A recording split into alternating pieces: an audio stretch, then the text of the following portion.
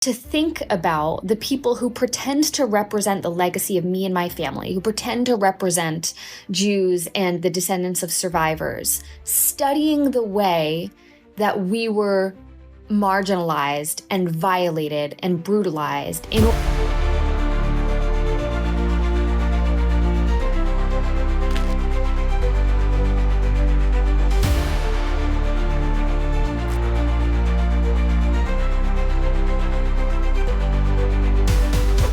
Katie, the American Jewish girl, here to talk about something that pissed me off.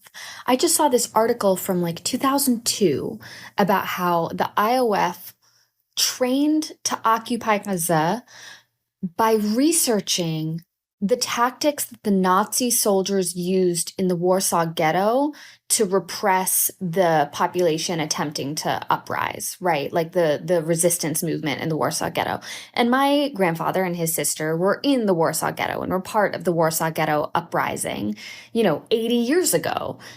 And to think about the people who pretend to represent the legacy of me and my family, who pretend to represent Jews and the descendants of survivors, studying the way that we were marginalized and violated and brutalized in order to enact those same tactics against Palestinians under occupation is such a despicable betrayal of the legacy of Jewish resistance and resilience. I'm struggling to come up with words. Like, I find it so atrocious and disgusting and inexcusable. And this article is over 20 years old. Like, I should have known this already.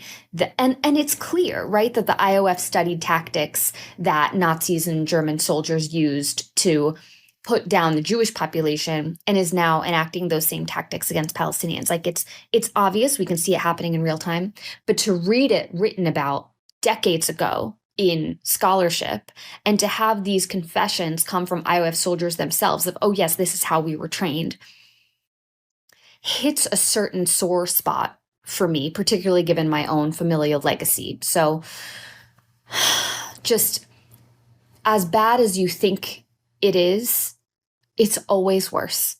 It's always worse. It's always more of a betrayal against our own legacy.